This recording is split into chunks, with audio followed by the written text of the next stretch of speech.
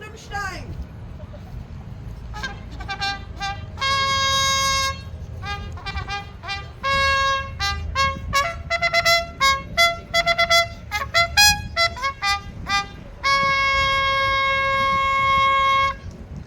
Presenting His Grace, Duke Maynard von dem Stein.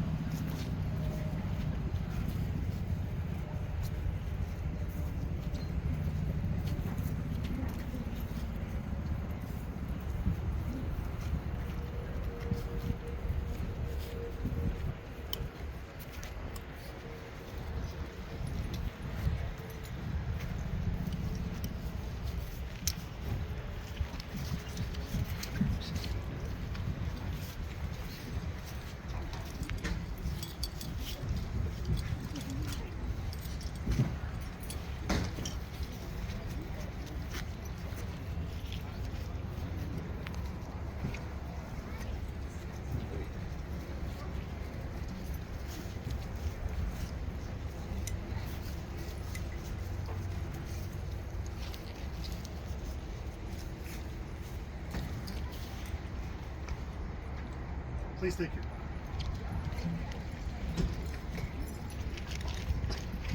Your Grace, a few days ago we had words, and we set you to task to cause a parade, apparently.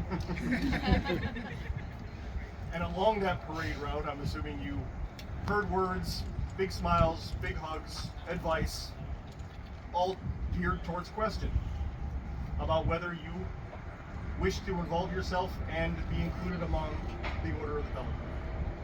Have you made a decision? I have, Your Majesty. And that is, I am ready. Yes, you are. Your Majesties would hear words from a jewel of Ethelmark. I would claim that right. I am Duchess Leonie Deirdre Kavanaugh, and as I think you all know, this man is my beloved husband. So when I declare that Duke Maynard is a treasure, well, my words obviously carry bias, but they resonate with the undeniable truth that his worth is immeasurable. His love and dedication for all of this, all of you, is fierce, born out of 35 years of literal blood, sweat, and tears and commitment to this dream. As a young man-at-arms and squire, Maynard was deeply influenced by SCA heroes and legends. And so, inspired by their example, he immersed himself, pushing harder than he ever thought possible. And in doing so, he gained some exceptional prowess, but also a keen understanding of duty and the impact of leadership, both good and bad. And so, when he ultimately became a knight, a king, and a peer, he mindfully championed that ideology that the peerage is not a right, but an incredibly important and responsibility. Too many adjectives. And through that integrity, generosity, and valor, he has forged a legacy of respect and renown. But yet he still pushes harder and reaches farther. And he motivates by that example, and he empowers with encouragement, a fair bit of sarcasm, and oh so much fun. Maynard's service to the peerage and to the society have transformed him shy squire into the embodiment of ducal gravitas. He is now the SCA hero and legend, the one who lights the path for generations of greatness to come. Maynard, you are my biggest hero and most prized treasure. And your gift of service, leadership, and all that you are is cherished by all. I love you. Thank you.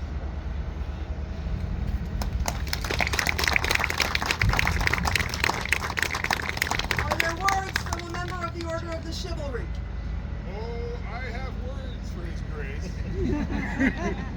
I'm Sir Ian O'Canavan. However, these words are not my words. These are the words of Sir Sextus Plinius Calidus, 4th Knight of Ethelmark.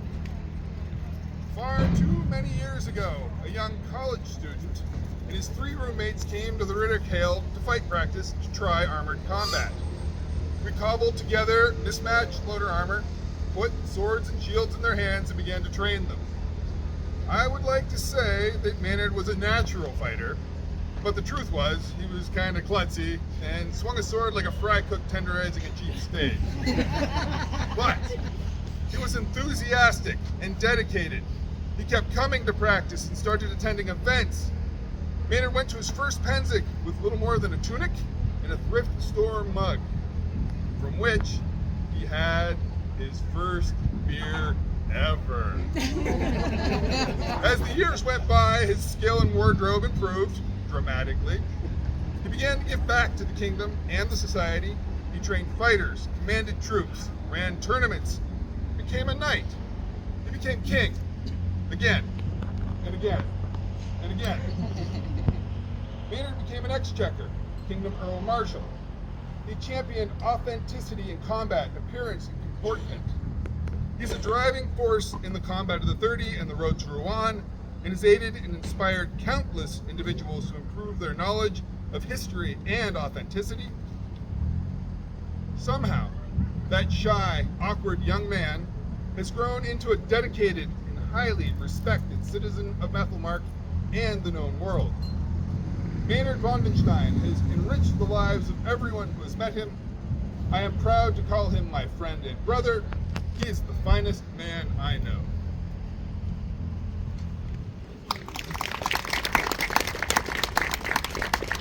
Is there one among the noble Order of the Laurel to speak for him? I, Mistress Florencio Carlyle. While I have not known Maynard for the many, many, many years that some of you have, I think I get one many at this point, and I am honored to speak for you this day. As a member of the Order of the Laurel, I would like to address this court to speak of Maynard's contribution and service to the arts and sciences community. Throughout history, there have been immeasurable masterpieces created by artists. To name only a few, the paintings on the Sistine Chapel, the Bayeux Tapestry, the Livre de Chasse of Gaston Phoebus, and the patrons who commissioned these works have names such as Pope Julius II, Bishop Odo of Bayeux, and Duke Philip the Bold of Burgundy. And we can add the name Duke Maynard Vondenstein to this illustrious list. Over the years, His Grace has commissioned all types of amazing artistic works. Clothing of any time period that he wears proudly to showcase the talents of our tailors. Jewelry to gift Her Grace with love. Weapons to use on the field and provide as ransoms to his honorable opponents. And furniture for those who enter his camp to join him in friendship.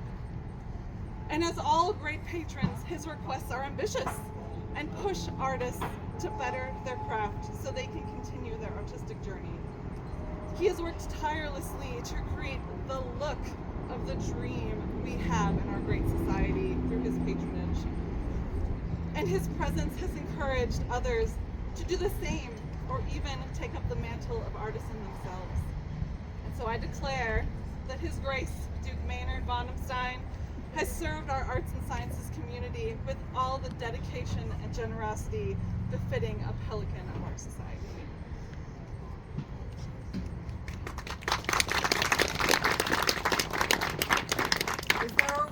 here to speak for him.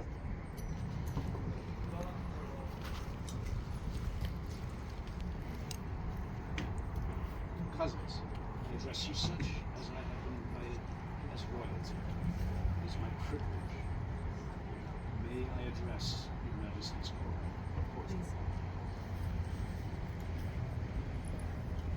I've been asked to speak on behalf of my brother-in-arms, the Duke, a renowned warrior, servant, and dear, dear friend. All these things that we speak of Duke Maynard von dem Stein are these things that describe what a person is, what makes them, what comprises them, what they leave behind. Maynard is not a what, he is a who. Who he is, who he leaves with him, alongside him, after him, who reveres him, not for his renown, not for his service, not for all of those things that we can speak of, not for achievement, but for a spirit of heart that teaches kindness by being kind and generosity by being generous. Fierce renown in combat when that's required as well, when he and I have stood seeing only the fire of that through each other's ocularia. In the most ancient days of the Order of the Pelican, of which I am a member, and a most ancient member, service was required to have affected the entire SCA for the betterment of it and all its people. Nowadays, as the society has expanded, and over 20 kingdoms cover our world, it is enough, of course, to have done those things that affect the people of a realm or multiple realms, as His Grace has. His Grace does not serve a dream, for what he leaves behind him is no dream, it is tangible. It is the bedrock of the Sylvan Kingdom of Ethelmark. It is the foundation that he discovered himself from those who came before him, and the stone that he has laid for all of the rest of you to play. This kingdom is not just enriched by who he is. The society thrives because of who he shows himself to be, not a dream, but a tangible human being who has always done the best he can.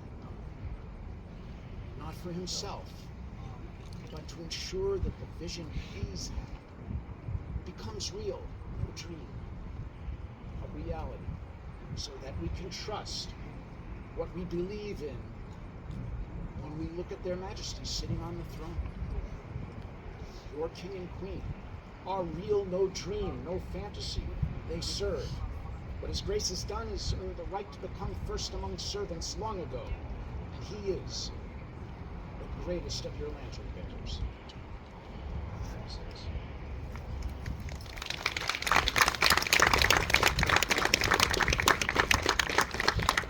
Est-ce qu'il y a un diplomate de corps de français?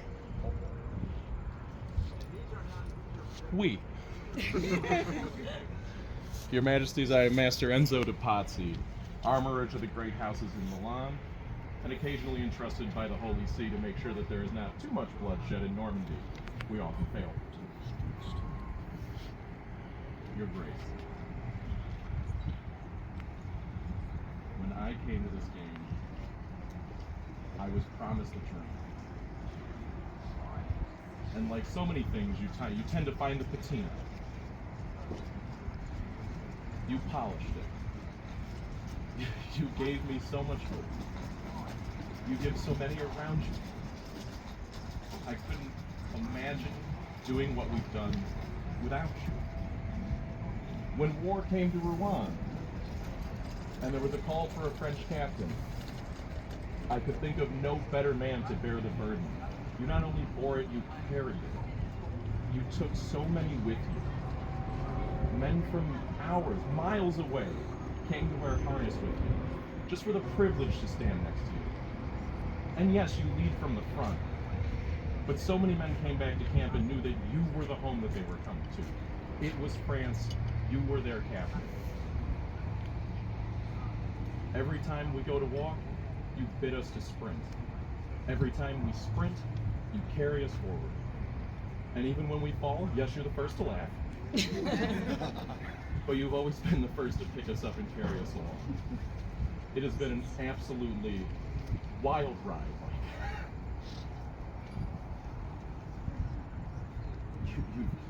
I've sat with you and we have said insane things. Things that we only could dream of. You've always been the bedrock. You've always made it possible. You are here. You are my friend. And I bless God every day that you are not my husband.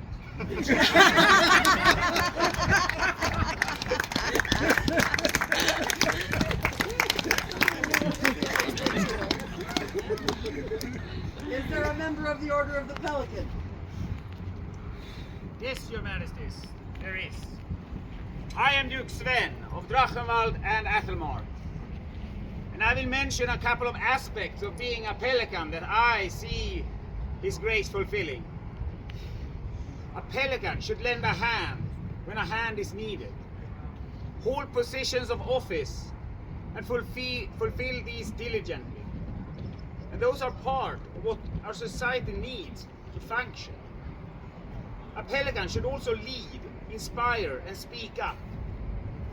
We need people who guide us into the future without losing where we came from. By being an inspiration and leader, His Grace is doing just that, making our society better.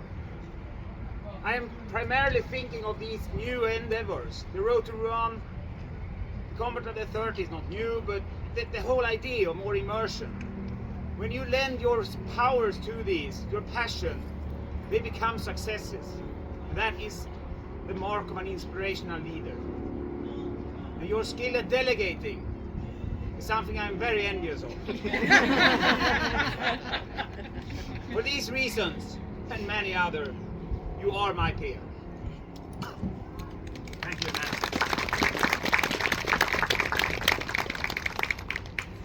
Your Majesties, having heard these testimonies, are you prepared? Without hesitation. Will Your Majesty present the ancestral medallion?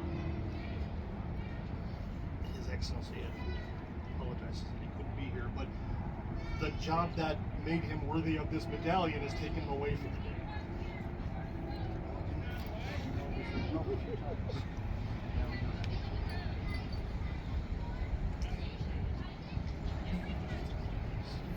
Is there a coat?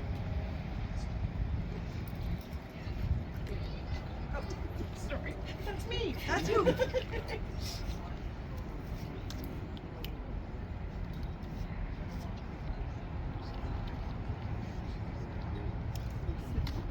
Run the bar on.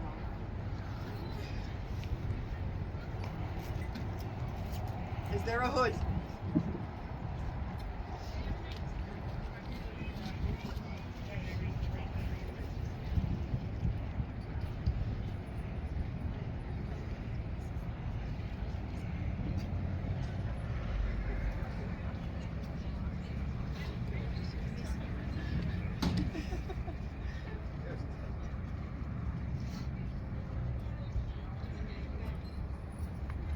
Is there a personal medallion? Some 20 years ago, I presented this medallion to Sir Calidus upon his receipt of the Pelican. He has asked that it be given to you, his brother.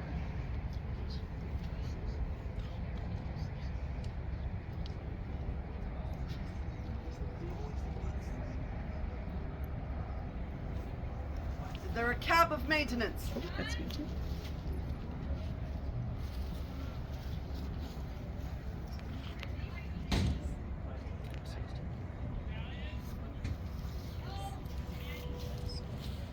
Your Grace, would you renew your oath?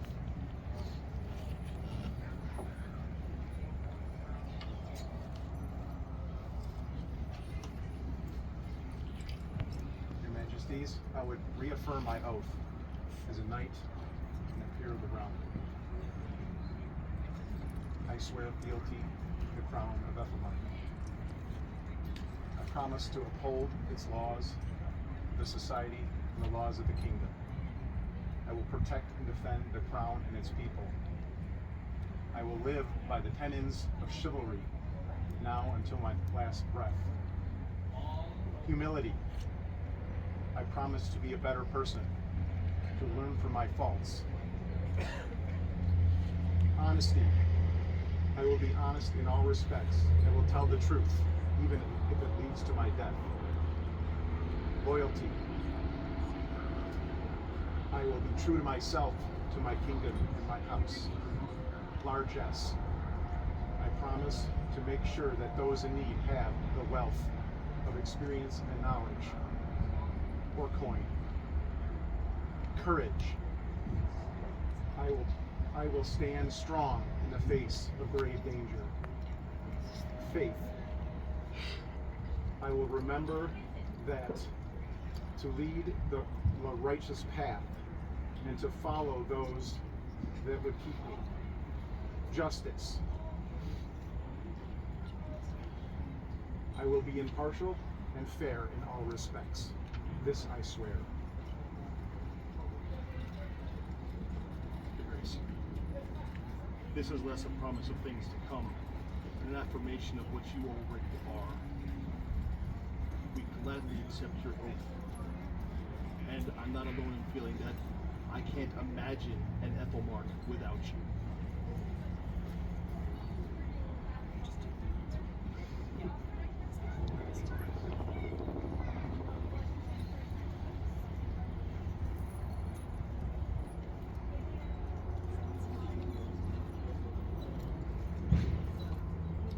Maynard, Master of the Pelican.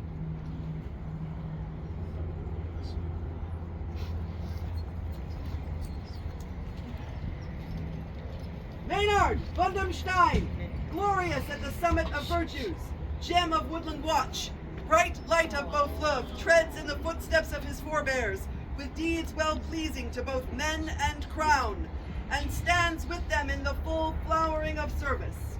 From his right hand pours justice with munificence, writ large and small, through years of even and fair account. With left hand he bears aloft the torch of inspiration, illuminating the joy and practice of the 14th century, that the honorable would flow to his leadership like water, wherever the road might lead. For these deeds and beyond, we, King Murdoch and Queen Riona, induct him to the most noble order of the Pelican, and patent him these arms, for chevron, gules, and sable masoned, in chief 3 crosses for me, 1 and 2 argent, done August 7th at the Great Pensic War, Anno Societatis 59. The illumination is based on the black hours of the Galeazzo Maria Sforza by Magnifica Fede de Fiore, calligraphy by Magister Casimir Zeleny Zestrasna Scala, with text adapted from the Chronicum Bohemorum by Cosmas of Prague. We were so excited to have this done so quickly. Members of the Order of the Pelican, please come forward and greet your so new sorry. member. That was, I was excited. We were excited. Your Grace, please greet your member. Wait, there's one more thing. There's one more thing. Happy birthday to you. Happy birthday to you. Happy birthday, dear Maynard. Happy birthday to you. You guys did it. The Pelican's over here. Their Majesties invite forward their order, the order of the most noble order of the Pelican. Yeah, right. And Her Highness. Formality.